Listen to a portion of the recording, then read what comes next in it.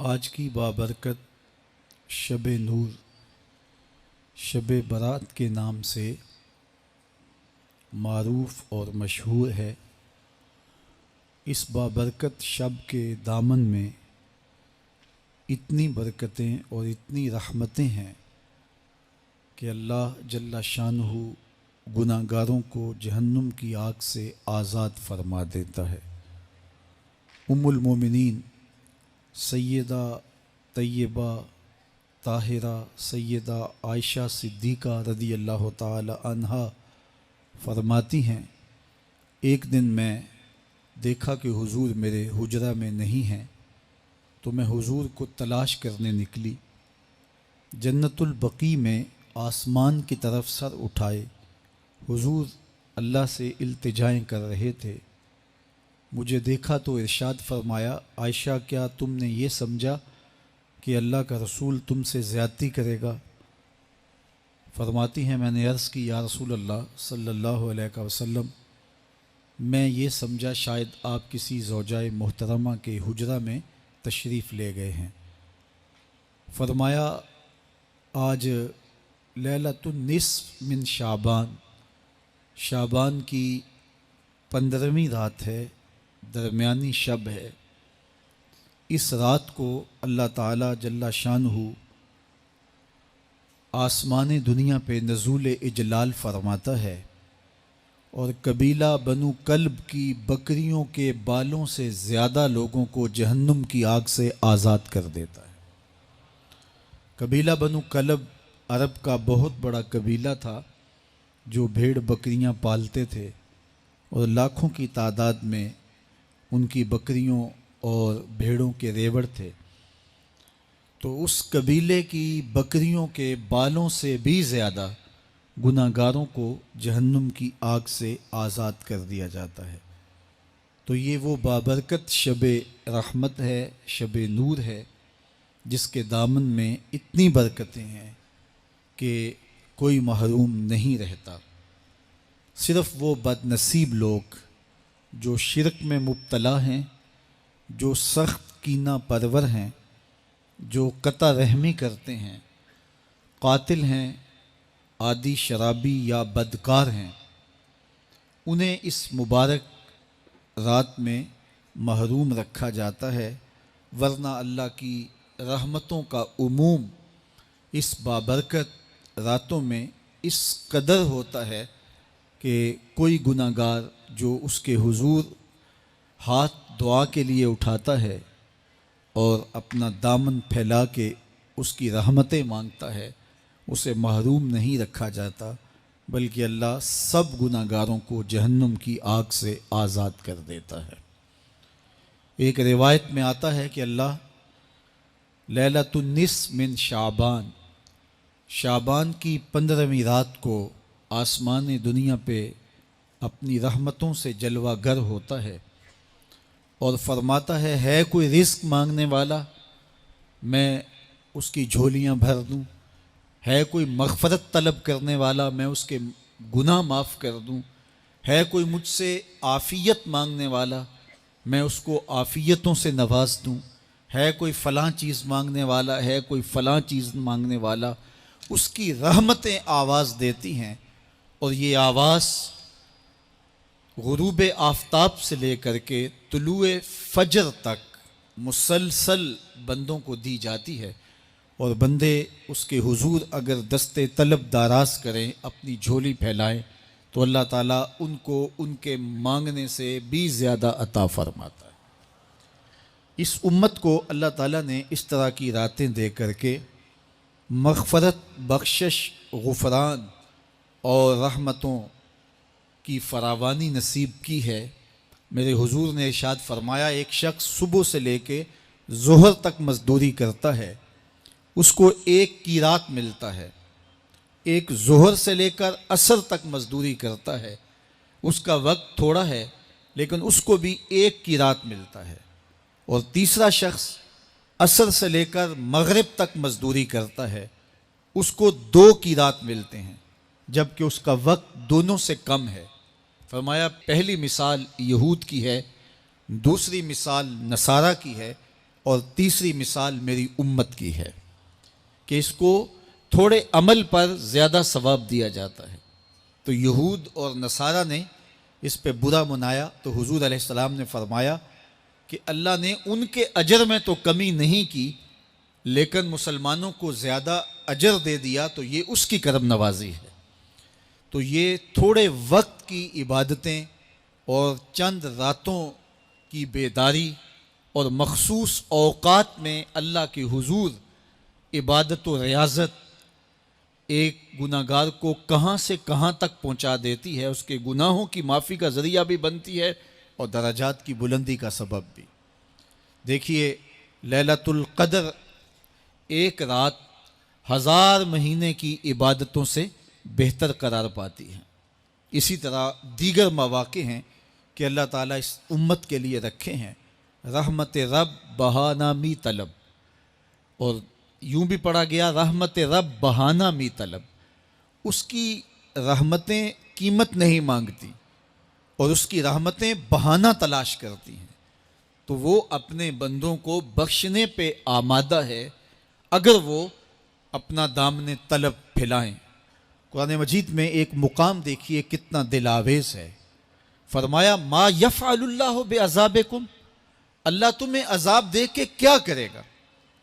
اس کی یہ چاہت نہیں ہے کہ تمہیں عذاب میں مبتلا کرے، اس کی چاہت یہ ہے کہ تم اس کی چوکھٹ پہ آؤ، جھولی پھیلاؤ، اس سے خیرات اور رحمت مانگو، اور وہ تمہارے ماضی کے سارے گناہ معاف کر کے، ساری غلطیاں معاف کر کے تمہیں اپنی رحمتوں سے مالا مال فرما دے۔ تو وہ بندوں کو بخشنے پہ، بندوں کی مغفرت کرنے پہ آمادہ ہے اور اس کی رحمتیں بہانے تلاش کرتی ہیں۔ اللہ اکبر۔ اور دوسری جانب اس کے بندے، اس کے مملوک، اس کی مخلوق اور مخلوق کی گناہ گار اور نیکوکار اس کی رحمتوں کے طالب ہوتے ہیں، بلکہ وہ گناہ کرنے کے بعد جب معافی مانگتے ہیں تو اللہ کو یہ معافی بہت پسند ہے۔ معافی مانگنا، اس کے حضور اپنے دامن کو پھیلانا، وہ اس کو بہت زیادہ محبوب ہے۔ انسان کی فطرت کے اندر گناہ رکھا گیا ہے۔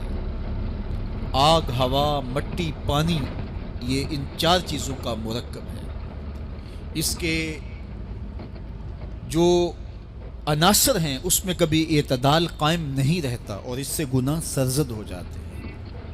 گناہ کرنے کے بعد بندے کا اس گناہ پہ اصرار کرنا، اڑ جانا، ضد کرنا، توبہ نہ کرنا اللہ کو یہ پسند نہیں، لیکن اگر اس سے گناہ سرزد ہو جائے تو پھر وہ توبہ کر لے تو اللہ کو یہ بہت زیادہ پسند ہے۔ جو اس سے ہو سکے نیکی وہ اللہ کے حضور پیش کرے، لیکن اس کے اندر جو شر رکھی گئی ہے، اس کے اندر جو قوتیں گناہ کی رکھی گئی ہیں، اس سے اگر اس سے گناہ سرزد ہو جائے تو پھر وہ اللہ سے توبہ کرے، اللہ کی طرف رجوع کرے، تو اللہ اس کی توبہ کو نہ صرف قبول کرتا ہے بلکہ اس کے گناہوں کو معاف کرتا ہے اور گناہوں کو بدل کے نیکیوں میں تبدیل کر دیتا ہے۔ جب گناہ نیکیوں میں تبدیل ہو گئے تو جتنا بڑا گناہ گار تھا اتنا بڑا نیکوکار ہو گیا۔ حضرت سیدنا عمر رضی اللہ تعالیٰ عنہ بازار میں جا رہے تھے تو ایک شرابی نے ہاتھ میں بوتل پکڑی تھی شراب کی، تو حضرت عمر ہاتھ میں درہ رکھتے تھے اور آپ کا جاہ و جلال نیت ہوتا، تو جو ہی حضرت عمر رضی اللہ تعالیٰ عنہ کو اس نے دیکھا تو ڈر گیا اور دل ہی دل میں کہا اے اللہ آج عمر کے قہر سے بچا لے، میں تیری بارگاہ میں سچی توبہ کرتا ہوں، اور جلدی سے شراب کو بغل میں چھپا لیا۔ اتنے میں حضرت عمر سر پہ پہنچ گئے اور گرج کر کڑک کے کہا کہ یہ تیری بغل میں کیا ہے؟ کیونکہ اس کو بوتل چھپاتے دیکھا تھا تو وہ ڈر گیا اور ڈرتے ڈرتے کہنے لگا حضرت یہ سرکہ ہے۔ اب تھی تو شراب، لیکن ڈرتے ہوئے بولا حضرت سرکہ ہے۔ تو حضرت عمر نے کہا نکال۔ جب نکالا تو شراب نہیں تھی، واقعی سرکہ بن چکا تھا۔ تو جب اللہ کے حضور کوئی توبہ کرتا ہے اللہ اس کے گناہوں کو بدل کے نیکیوں میں تبدیل کر دیتا ہے۔ حدیث پاک میں آتا ہے کہ قیامت کے دن اللہ ایک شخص کو کہے گا کہ اپنا نامہ اعمال پڑھ، تو وہ نامہ اعمال پڑھنے لگ جائے گا، تو نامہ اعمال کے اندر چھوٹے گناہ بھی ہوں گے، بڑے گناہ بھی ہوں گے، تو اللہ سے حیا کرتے ہوئے، شرم کرتے ہوئے وہ بڑے بڑے گناہوں کو چھوڑتا جائے گا اور چھوٹے چھوٹے گناہوں کو پڑھتا رہے گا۔ جب وہ سارے گناہ پڑھ چکے گا اور کتاب ختم ہوگی تو اللہ تعالیٰ اسے فرمائے گا، میرے بندے تو نے یہ جتنے گناہ پڑھے ہیں میں نے سب کو بدل کے نیکیوں میں تبدیل کر دیا۔ تو بندہ کہے گا، اللہ ابھی تو میرے بڑے بڑے گناہ رہتے ہیں جو میں نے پڑھے ہی نہیں۔ فَضَحِكَ النَّبِيُّ حَتَّى بَدَتْ أَنْيَابُهُ، حضور جب یہ بیان فرما رہے تھے تو حضور اتنا مسکرائے کہ صحابہ نے حضور کی داڑھیں دیکھ لی۔ تو پہلے وہ بڑے بڑے گناہ چھوڑے جا رہا تھا، لیکن جب اللہ فرمائے گا کہ میں تیرے گناہوں کو بدل کے نیکیوں میں تبدیل کر دیا، تو وہ کہے گا ابھی تو بڑے بڑے گناہ رہتے جو میں نے ابھی پڑھے ہی نہیں۔ تو جب کوئی بندہ اس کے حضور توبہ کرتا ہے، اللہ یہ نہیں دیکھتا اس نے گناہ کتنے کیے ہیں، یہ دیکھتا ہے بندہ آیا میری چوکھٹ پہ ہے تو اللہ اس کے پچھلے سارے گناہ معاف فرما دیتا ہے۔ اللہ اکبر۔ میرے اور آپ کے آقا و مولا نے اللہ کے حضور توبہ کرنے اور اس پر اللہ کی خوشی اور اللہ کی خوشنودی کا ذکر کرتے ہوئے ایک مثال بیان فرمائی کہ ایک شخص صحرا میں سفر کر رہا تھا، تو وہ ایک درخت کے نیچے دوپہر کاٹنے کے لیے، سستانے کے لیے رک گیا اور درخت کے ساتھ اپنے اونٹ کو باندھ دیا اور خود لیٹ گیا تاکہ دوپہر کاٹ لو۔ تھوڑی دیر کے بعد جب اس کی آنکھ کھلی تو اس نے کیا دیکھا کہ اونٹ ماں ساز و سامان کے ساتھ غائب ہے۔ اب صحرا میں اونٹ کا گم ہو جانا گویا زندگی چلے جانے کے مترادف ہے۔ تو اس نے دائیں بائیں بھاگ دوڑ کے دیکھا کہ کہیں اونٹ کا نشان مل جائے، لیکن اونٹ کا نشان نہیں ملا۔ تا حد نظر کوئی انسانی آبادی نہیں۔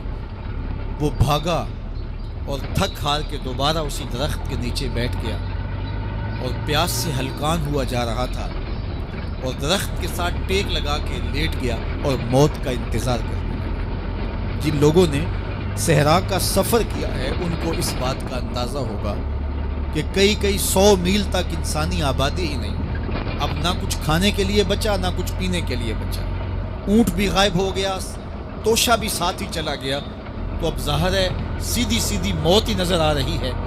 تو وہ اس درخت کے ساتھ ٹیک لگا کے بیٹھ جاتا ہے اور موت کا منتظر ہوتا ہے۔ تھوڑی دیر کے بعد پھر اس کی دوبارہ آنکھ لگ جاتی ہے۔ جب دوبارہ آنکھ لگتی ہے تو تھوڑی دیر بعد پھر آنکھ کھلتی ہے۔ جب دوبارہ آنکھ کھلتی ہے تو دیکھتا ہے کہ اونٹ جو گما تھا ماں ساز و سامان کے اس کے پاس کھڑا ہے۔ تو صحرا میں اس حالت میں اونٹ کا مل جانا زندگی مل جانے کے مترادف ہے۔ تو وہ اتنا خوش ہوا کہ خوشی کی انتہا نہ رہی، بلکہ مسرتوں کے ہجوم میں درک گیا اور کہنے کیا لگا، اللہم انت عبدی وانا ربک، اے اللہ تو میرا بندہ اور میں تیرا رب۔ کہنا تو یہ تھا کہ تو میرا رب اور میں تیرا بندہ، لیکن مسرتوں کا ہجوم ہی اتنا تھا، خوشیوں کا ہجوم ہی اتنا تھا کہ زبان پہ قابو نہ رہا۔ کسی کے آنے سے ایسے ہوش اڑے ساقی کے، شراب سیخ پہ ڈالی اور بوتل میں کباب۔ کہنا یہ تھا اللہم انت ربی وانا عبدک، لیکن اس قدر خوش ہوا جب بھی تیری قربت کے امکان نظر آئے ہم اتنے خوش ہوئے کہ پریشان نظر آئے۔ تو کہنا یہ تھا کہ اے اللہ تو میرا رب اور میں تیرا بندہ، لیکن خوشیوں کے ہجوم میں وہ کہتا ہے اللہم انت عبدی وانا ربک، اے اللہ تو میرا بندہ اور میں تیرا رب۔ حضور یہ بات بیان کرنے کے بعد صحابہ سے پوچھتے ہیں کہ ذرا بتاؤ اس بندے کو کتنی خوشی ہوئی کہ خوشی میں زبان بھی قابو نہ رہی اور اپنے آپ پہ کنٹرول نہ رہا، اور خوشیوں کے ہجوم میں اسے یہ بھی پتہ نہیں چل رہا کہ وہ کیا بول رہا ہے۔ تو صحابہ نے عرض کی حضور بہت زیادہ اسے خوشی ہوئی۔ تو میرے حضور نے یہ بات کرنے کے بعد ارشاد فرمایا، جس طرح اس کو گما ہوا اونٹ ملا اور اس کی خوشی کی انتہا نہ رہی، تو فرمایا جب کوئی شخص توبہ کرتا ہے اور اللہ کے حضور پلٹ کے آتا ہے، گناہوں سے معافی مانگ کے اس کی دہلیز پہ آتا ہے، میرے حضور نے فرمایا اللہ اس سے بھی زیادہ خوش ہوتا ہے کہ میرا بندہ میری چوکھٹ پہ آ گیا۔ تو وہ یہ چاہتا نہیں کہ اپنے بندوں کو عذاب دوں، وہ خود آگ میں چھلانگے لگائیں تو اس کی مرضی، اگر گناہ سرزد بھی ہو گیا ہے تو کوئی بات نہیں، معافی مانگ